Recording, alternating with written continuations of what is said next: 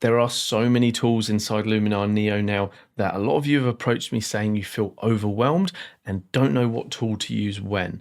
Well, if that's you, this video should help you. If you want to be able to leverage the power of each of these tools, knowing exactly what it's going to be able to do for you, I highly recommend this method that I'm going to share here. Each of the variations of the photo you see on screen at the moment have gone through this process of a full edit using only one tool. And I'd love to know if you can tell which tool has been applied in each of these edits. Why don't you give it a go? Let me know in the comments below and stick around till the end where I'll reveal what was used. So within this folder, you can see the same photo that has been processed differently as I showed before, each time with just one tool. And on the very far end here, we have the original untouched raw version. So my recommendation usually would be to at least apply an auto adjust to get yourself in a good starting place. However, we're not even going to do that. We are just going to work with the raw file as it is and just see what one tool on its own can do and really dive in deep. So for example, the dramatic tool, if we grab the amount slider and start pushing that up, we can clearly see at 100% what this tool is doing with the default values. So before and after. And by just letting our eye rest on the image with this adjustment and flicking between the two, we can see exactly what it's doing. And you can start to analyze what effect any particular tool is having. But what I recommend doing is going beyond that and actually going into each of the sliders and making an adjustment. Take it all the way to 0 so there's no effect, and then push it all the way to 100. And if we toggle the before and after now, you can clearly see what that local contrast slider is doing. It's making everything really gritty and grungy, which may be appropriate in some parts of the image, but overall, I don't like that. I much prefer to grab that local contrast slider and bring that down. I feel like it gives us a much more natural look to the photo and this tool. And I wouldn't know that if I hadn't dived in and just played around with each of these sliders. So let's take that local contrast slider and sit that down at 0 for now. Now you can open up more advanced options in a lot of these tools by just clicking on the tab, it expands, and then you're going to have some more options. Not always, but in a lot of tools we do. And so now we can see by grabbing the brightness slider, what effect that is having. And you can see in the trees on the right hand side, it's adding more detail into those shadows. It's giving the snow a lot more crispness, and it's also bleaching out the sky. So some of the aspects, like the boost in the shadows, are good and beneficial, whereas some are not. And the great thing with Luminar Neo and many other photo editors as well is we can locally mask in these effects. So to keep it nice and simple, I'm just going to use a paintbrush and say, hey, I want this effect just over here, just over the trees on this side to brighten them up. And just go with that. So before and after, a nice little boost through there. Now I've closed that tool down, and as you know, if we click on the tool again, we get a brand new instance. So that lets us play around with these settings all over again, and that will build on top of what we just did before. And of course, within our edit stack, just next to the tools, we have a history of what we've applied to the photo. So currently we have that first edition of the dramatic filter that we masked in just through the center. This version on top has just the default settings set to 100. So let's have a play around with these and see what we like. How about we focus on the mountains in the background? Let's keep that amount nice and high so that we can play with these sliders and clearly see what's happening. So unlike in the initial version of the tool, what I'm going to do here is actually add more local contrast around like the default, because that is adding a lovely bit of contrast into those mountains and really bringing out that lovely detail. So before and after. Again, grab the brightness slider and have a play with that, because you'll notice that if we go too bright, we're losing a lot of detail in those bright highlights in the snow. If we set it at the default of 30, it's still probably just a little too bright in this instance. If we drop the brightness down, it gives those shadows even more impact. And currently with the saturation down at -25, we are desaturating those mountains, or by bringing it to 100, we could keep the full color in the mountains before and after. However, I quite like the idea of just desaturating those mountains ever so slightly so that those shadows aren't quite as blue as what they were. And now I've decided I like the look of the mountains. I'm not worried about anything else in the image, although I am learning from what it is doing in the image. I'm looking at the trees on the right hand side and thinking, well, they've really got too dark with these settings. And so it's all about learning how this tool is performing with different changes on the sliders. And the more you play around with those sliders and with different photos and assess the photo as you go along, the more you're going to get to know the tool and therefore be able to utilize it and edit with the fine control that your photos deserve. So I've just painted a little bit of that on the mountain. Let's look at our before and after. I mean, look at those mountains. Before they were washed out, bit of a nothingness, and then bam, we've really brought some impact with this dramatic filter. And that effect was very different from what we created first of all when we used the tool. And so same tool, different effect by knowing what we can do with these sliders. All right, let's go again. See what else we can do with it. Let's grab that amount again, push it to 100, toggle the before and after, and assess the scene. What if I want to bring in a bit more light where the cows are grazing through here? Well, let's see if we can't do that. Let's bump up the brightness slider, and I don't want to lose that saturation. So let's restore that by bringing that slider up from its default to 100, before and after. Come back out so we can see the whole photo before and after. And now I'm just going to paint a little swash, a little strip of light. Let's go with strip. That's an easier word to say. A little strip of light through there. And again, I'm just building it up because my brush intensity is set to 38. So by going over it subsequent times, I'm just adding more and more of the effect that we just created. And then if we also decide we want to enhance the little leading line coming in here, we can also do that as well, before and after. Okay, let's toggle the original, and where we've got to, it's looking pretty good. But what if we also wanted to try and bring out a bit of detail in the sky? Well, let's see what we can do again with the dramatic filter and see if we can't understand this tool and how it's working. Right, local contrast. Currently, my eyes are only in the sky. I don't care what's going on to this disgusting mess that it's making of my photo in the foreground. All I'm looking at right here is this rather interesting cloud and rather awful dust spot that I've got on my sensor.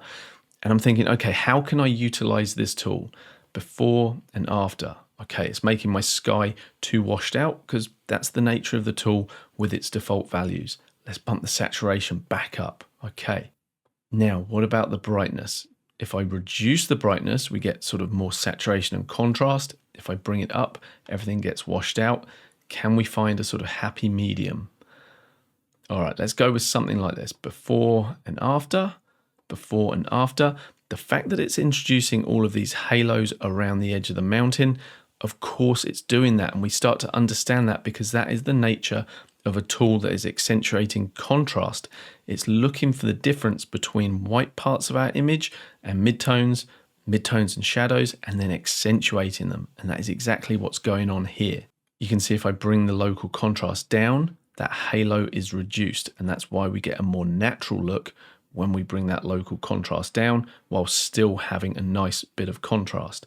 So understanding all of these things about a tool only comes by playing around with it. And of course, with the amount at 100, this is far too much, even in the sky. So I'm just going to sort of reduce it a little bit, grab my brush, and then paint this in. Usually when I'm working with skies, a nice linear gradient is the way I go.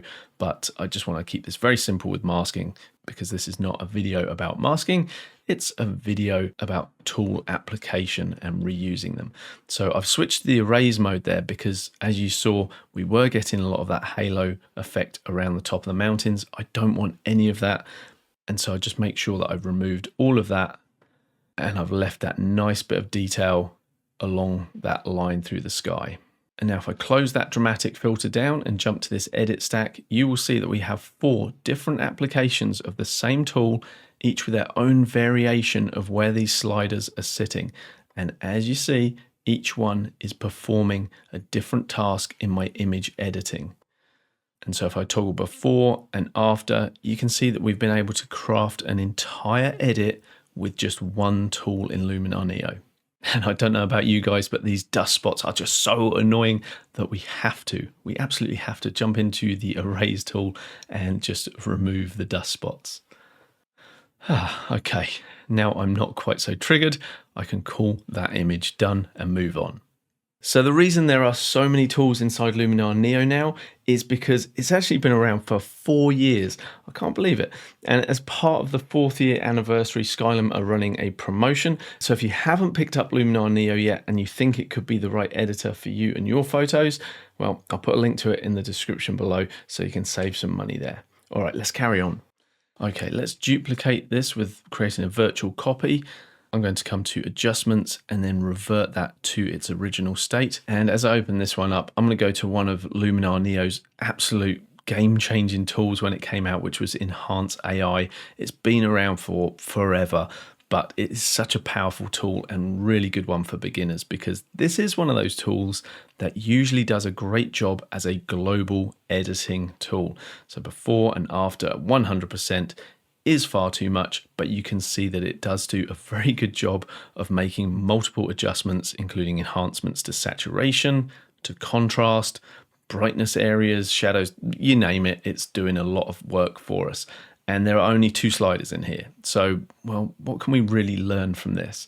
Well, again, if we assess the photo overall, there might be ways that we can leverage a full understanding of this tool. If we just glance around the photo, we can see areas where a full 100% amount of this looks better than in other areas. So I'm just going to grab a mask and show you what I mean. So I like what it's doing by lifting the shadows through the trees over here. Currently I've got my strength on my brush at 59. That's a little bit too heavy-handed for my liking. I usually prefer to work with a lower strength and then just build the effect up with a little more subtlety. Now, a great tip, not just for this tool, but for any tool really, if you're adding more contrast, more color, saturation, and more light through an area of the photo, it's going to draw the attention of your viewer.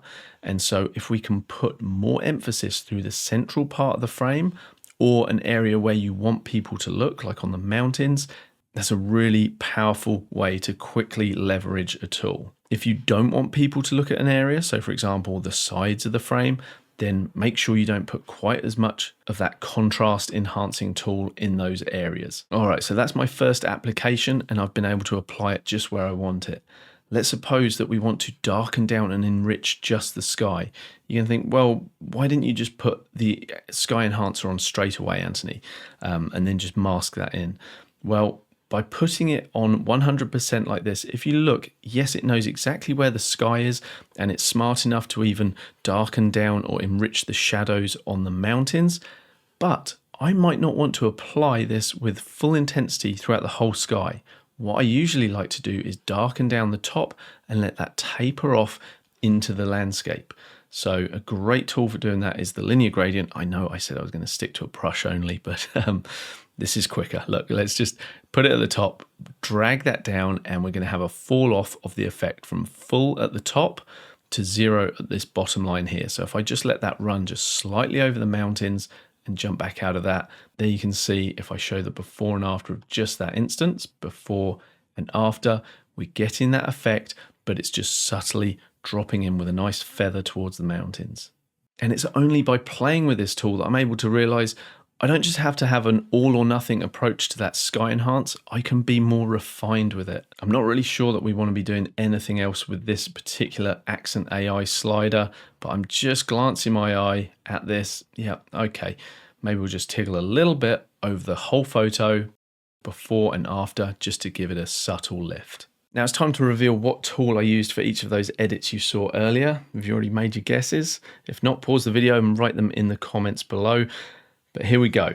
All right, let's start off with this first one. This should be nice and easy because you saw me work on the edit. This is, of course, the dramatic tool. So here's our original, and here is our edit with just that one tool. Following that, of course, this was all done with 𝗏𝗵𝟏𝗨𝗏, such a powerful tool. Now, did you guess this one? I'm sure you did because it's had a re-rendering of the colors within the photo.